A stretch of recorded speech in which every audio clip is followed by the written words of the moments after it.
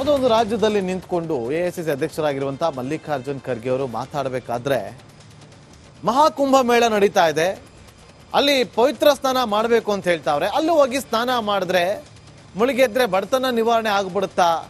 ಅವರ ಉದ್ದೇಶ ಏನಾಗಿತ್ತೋ ಗೊತ್ತಿಲ್ಲ, ಯಾವ ಅರ್ಥದಲ್ಲಿ ಅವರು ಮಾತಾಡಿದ್ರೋ ಗೊತ್ತಿಲ್ಲ. ಆದರೆ ಅದು ಒಂದು ಧರ್ಮದ ವಿಚಾರವಾಗಿ ಅವರಿಟ್ಟಿರುವಂಥ ನಂಬಿಕೆಯ ವಿಚಾರವಾಗಿ ಎಲ್ಲೋ ಒಂದು ಕಡೆ ಧಕ್ಕೆ ಬರುವಂತಾಗಿತ್ತು ಅಂತೇಳಿ ಚರ್ಚೆಗಳು ಶುರುವಾಯಿತು. ಯಾವಾಗ ಈ ಒಂದು ಸ್ಟೇಟ್ಮೆಂಟ್ ಒಂದಷ್ಟು ತೀವ್ರ ಸ್ವರೂಪವನ್ನು ಪಡೆದುಕೊಳ್ತಾ ಇದೆ ಅನ್ನೋದು ಗೊತ್ತಾಗುತ್ತೋ ತಕ್ಷಣ ಇದೇ ಮಲ್ಲಿಕಾರ್ಜುನ್ ಖರ್ಗೆ ಅವರು ಯಾರಿಗಾದರೂ ಬೇಸರ ಆಗಿದ್ರೆ ಕ್ಷಮಿಸ್ಬೇಡಿ ಅಂತ ಹೇಳಿದ್ರು. ಇದರ ಜೊತೆಲಿ ಮೋದಿ ಹಾಗೂ ಅಮಿತ್ ಶಾ ಅವರು ತುಂಬ ಪಾಪ ಮಾಡಿದ್ದಾರೆ, ಆ ಪಾಪ ನಿವಾರಣೆ ಆಗೋದೇ ಇಲ್ಲ ಅಂತ ಕೂಡ ಹೇಳ್ತಾರೆ. ಈ ಒಂದು ಹೇಳಿಕೆಯನ್ನು ಇಟ್ಟುಕೊಂಡು ಇವತ್ತು ಬಿಜೆಪಿ ಕೆಂಡವನ್ನು ಉಗುಳ್ತಾ ಇದೆ. ಒಂದು ಸ್ಪೆಷಲ್ ರಿಪೋರ್ಟ್ ಇದೆ, ನೋಡ್ಕೊಂಬನ್ನಿ.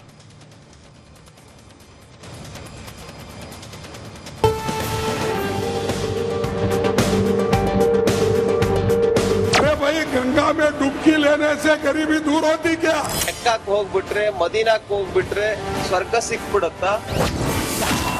ಗಂಗಾ ಸ್ನಾನದಿಂದ ಮುಕ್ತಿ ಸಿಗಲ್ಲ ಎಂದ ಖರ್ಗೆ. ಕಾಂಗ್ರೆಸ್ ಬಾಸ್ ಹೇಳಿಕೆಗೆ ಕೇಸರಿ ಪಡೆ ಕೆಂಡ.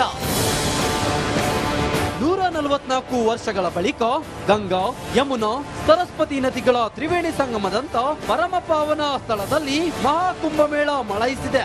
ಪ್ರತಿದಿನವೂ ಅಸಂಖ್ಯಾತ ಯಾತ್ರಿಕರು ಪುಣ್ಯ ಸ್ನಾನ ಮಾಡ್ತಿದ್ದು ಮುಕ್ತಿ ಪಡೆಯುತ್ತಿದ್ದಾರೆ.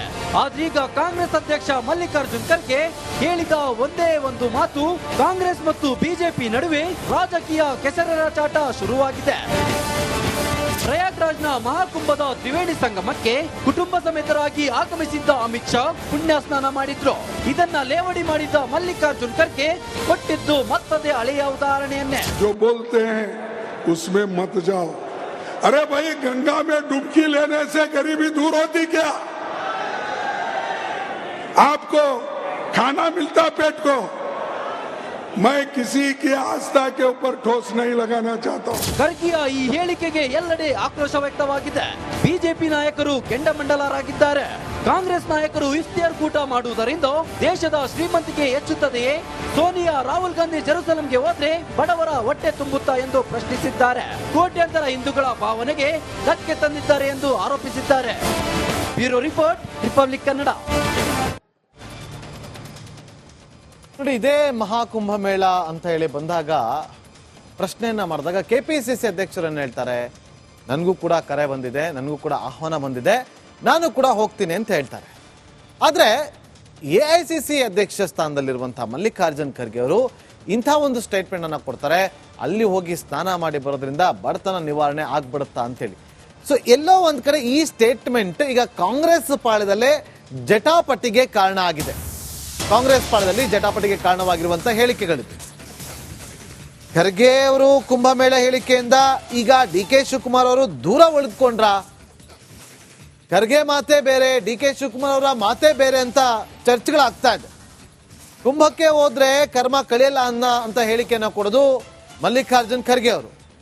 ಆದ್ರೆ ಡಿ ಕೆ ಶಿವಕುಮಾರ್ ಅವರು ನಾನು ಕುಂಭಮೇಳಕ್ಕೆ ಹೋಗೇ ಹೋಗ್ತೀನಿ ಅಂತ ಅವ್ರ ಹೇಳಿಕೆಯನ್ನ ಕೊಡ್ತಾರೆ. ಸೊ ಎಲ್ಲೋ ಒಂದ್ ಕಡೆ ಇದ್ರಲ್ಲೂ ಕೂಡ ಕಾಂಗ್ರೆಸ್ ಪಾಳ್ಯದಲ್ಲಿ ಈ ಮಹಾ ಕುಂಭಮೇಳದ ವಿಚಾರದಲ್ಲಿ ಜಟಾಪಟಿ ನಡೀತಾ ಇದೆ ಅನ್ನೋದು ಇಲ್ಲಿ ಸ್ಪಷ್ಟವಾಗಿ ಗೊತ್ತಾಗ್ತಾ ಇದೆ. ಇಬ್ರು ಏನ್ ಮಾತಾಡಿದ್ರು ಒಮ್ಮೆ ಕೇಳ್ಕೊಂಬೋಣ.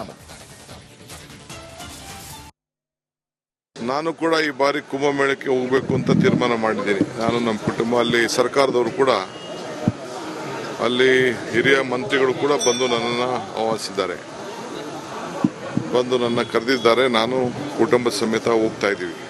ಇನ್ನು ದಿನಾಂಕ ನಿಗದಿ ಆಗಿಲ್ಲ. ಒಬ್ಬೊಬ್ಬರು ನಮ್ಮ ನಂಬಿಕೆ ಇದು. ಯಾವುದೇ ಧರ್ಮ ಆಗಲಿ, ಯಾರು ಅವ್ರವ್ರ ಧರ್ಮ ಬಿಡು ಅಂತ ಯಾರು ಹೇಳೋದಿಲ್ಲ. ನಾನು ಕೂಡ ಈ ಬಾರಿ ಕುಂಭಮೇಳಕ್ಕೆ ಹೋಗ್ಬೇಕು ಅಂತ ತೀರ್ಮಾನ ಮಾಡಿದ್ದೀನಿ. ನಾನು, ನಮ್ಮ ಕುಟುಂಬ, ಅಲ್ಲಿ ಸರ್ಕಾರದವರು ಕೂಡ, ಅಲ್ಲಿ ಹಿರಿಯ ಮಂತ್ರಿಗಳು ಕೂಡ ಬಂದು ನನ್ನನ್ನು ಆಹ್ವಾನಿಸಿದ್ದಾರೆ, ಬಂದು ನನ್ನ ಕರೆದಿದ್ದಾರೆ. ನಾನು ಕುಟುಂಬ ಸಮೇತ ಹೋಗ್ತಾ ಇದ್ದೀವಿ. ಇನ್ನು ದಿನಾಂಕ ನಿಗದಿ ಆಗಿಲ್ಲ. ಒಬ್ಬೊಬ್ಬರು ನಮ್ಮ ನಂಬಿಕೆ ಇದು. ಯಾವುದೇ ಧರ್ಮ ಆಗಲಿ, ಯಾರು ಅವ್ರವ್ರ ಧರ್ಮ ಬಿಡು ಅಂತ ಯಾರು ಹೇಳೋದಿಲ್ಲ. ನಾನು ಕೂಡ ಈ ಬಾರಿ ಕುಂಭಮೇಳಕ್ಕೆ ಹೋಗ್ಬೇಕು ಅಂತ ತೀರ್ಮಾನ ಮಾಡಿದ್ದೀನಿ. ನಾನು, ನಮ್ಮ ಕುಟುಂಬ, ಅಲ್ಲಿ ಸರ್ಕಾರದವರು ಕೂಡ, ಅಲ್ಲಿ ಹಿರಿಯ ಮಂತ್ರಿಗಳು ಕೂಡ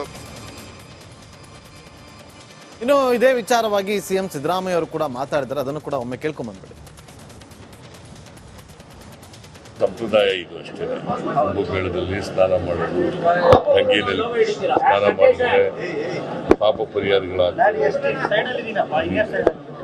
ಈಗ ನಾವೆಲ್ಲ ಬಸವಣ್ಣನವ್ರ ಫಾಲೋಯರ್ಸ್. ಪಾಪ ಪುಣ್ಯ ಇಲ್ಲ ಹಿಂಗೆ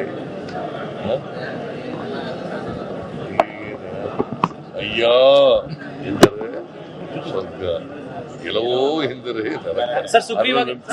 ಸಂಪ್ರದಾಯ ಇದು ಅಷ್ಟೇ. ಕುಂಭಮೇಳದಲ್ಲಿ ಸ್ನಾನ ಮಾಡೋದು, ಗಂಗೆಯಲ್ಲಿ ಸ್ನಾನ ಮಾಡಿದ್ರೆ ಪಾಪ ಪರಿಹಾರಗಳಾಗ್ತದೆ. ನಮ್ಮೊಂದಿಗೆ ಈಗ ಇಬ್ಬರು ಅತಿಥಿಗಳು ಜಾಯ್ನ್ ಆಗಿದ್ದಾರೆ ಈ ಒಂದು ಚರ್ಚೆಯಲ್ಲಿ. ಮೊದಲಿಗೆ ಬಿಜೆಪಿ ವಕ್ತಾರರಾಗಿರುವಂಥ ಅಶೋಕ್ ಗೌಡ ಅವರಿದ್ದಾರೆ, ಮತ್ತೊಂದು ಕಡೆ ಸಾಮಾಜಿಕ ಹೋರಾಟಗಾರರಾಗಿರುವಂಥ ಭೈರಪ್ಪ ಅವರು ಕೂಡ ಇದ್ದಾರೆ, ಹರೀಶ್ ಭೈರಪ್ಪ ಅವರು. ಮೊದಲಿಗೆ ಹರೀಶ್ ಭೈರಪ್ಪ ಅವರ ಬಳಿ ಹೋಗ್ತೀನಿ.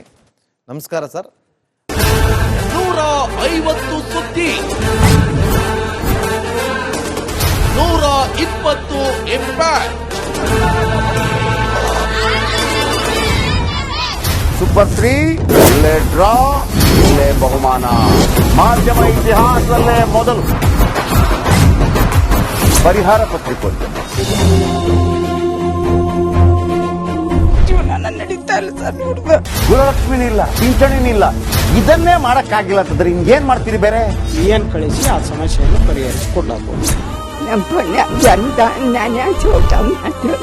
ಒಬ್ಬ ಅಜ್ಜಿ, ಅವರು ವಿಕಲಚೇತನರು, ಯಾರ ಹತ್ರ ಹೇಳೋದು? ನಿಮ್ ಪ್ರಾಬ್ಲಮ್ ಏನಪ್ಪಾ ಅಂತ ಕೇಳೋದಕ್ಕೆ ಯಾರು ಇಲ್ವಲ್ಲ, ಆಗ ನಾವಿರ್ತೀವಿ. ನಾವಿರೋದೇ ನಿಮ್ಗಾಗಿ. ನಾನಿರುವವರೆಗೆ ಅವ್ರು ಇರುವವರೆಗೆ 1000 ರೂಪಾಯಿ ತಿಂಗಳು ಆಗ್ತೀನಿ. ಆದ್ರೆ ಈ ಕೆಲಸ ಇದೆಯಲ್ಲ, ಯಾವತ್ತೂ ಕೂಡ ಶಾಶ್ವತವಾಗಿ ನಮಗೊಂದು ಒಳ್ಳೆ ನೆನಪನ್ನ ಕೊಡುತ್ತೆ, ನಮ್ಮನ್ನ ಕಾಪಾಡುತ್ತೆ.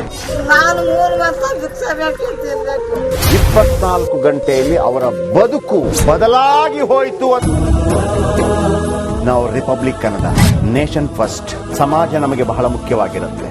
ನಾವು ಆ ಜಾತಿ ಈ ಜಾತಿ ಅಂತ ನೋಡೋದಿಲ್ಲ. ಸಮಾಜದ ಕಟ್ಟ ಕಡೆ ವ್ಯಕ್ತಿ ಯಾರಿರ್ತಾನೆ, ಅದು ಯಾವುದೇ ಜಾತಿಯವನಾಗಿರ್ಬೋದು, ಯಾರು ಕಷ್ಟದಲ್ಲಿದ್ದಾನೆ ಅವನ ಪರವಾಗಿ ಧ್ವನಿ ಎತ್ತುತ್ತೇವೆ. ಕನ್ನಡಕ್ಕೆ ಧನ್ಯವಾದ. ನಾವು 1 ವರ್ಷದ ನಿರ್ಭೀತ ಪತ್ರಿಕೋದ್ಯಮ ರಿಪಬ್ಲಿಕ್ ಕನ್ನಡ, ಇದು ನಿಮ್ಮ ಧ್ವನಿ. 1 ವರ್ಷ ಕಳೆದ ಒಂದೇ ವರ್ಷದಲ್ಲಿ ಚುನಾವಣೆಗಳು, ರಾಜಕೀಯ ತಂತ್ರ ಪ್ರತಿತಂತ್ರಗಳು, ಅಭಿಯಾನ, ಜನಪರ ಅಹೋರಾತ್ರಿ ಹೋರಾಟಗಳು, ಪಾರದರ್ಶಕ ವರದಿಗಾರಿಕೆಯ ಪಣ ತೊಟ್ಟು ಮುನ್ನಡೆದಿದ್ದೇವೆ. 1 ವರ್ಷದ ಸಂಭ್ರಮದ ಜೊತೆಗೆ ಜವಾಬ್ದಾರಿ ಕೂಡ ಹೆಚ್ಚಾಗಿದೆ. ಮತ್ತಷ್ಟು ಮುನ್ನುಗ್ಗಿ ಜನಪರ ನಿಲ್ಲುವ ಉತ್ಸಾಹ ಕೂಡ ಹೆಚ್ಚಿದೆ. ಯಾಕಂದ್ರೆ ಇದು ರಿಪಬ್ಲಿಕ್ ಕನ್ನಡ, ನಿಮ್ಮದೇ ಧ್ವನಿ. 1 ವರ್ಷದ ನಿರ್ಭೀತ ಪತ್ರಿಕೋದ್ಯಮ ರಿಪಬ್ಲಿಕ್ ಕನ್ನಡ, ಇದು ನಿಮ್ಮ ಧ್ವನಿ.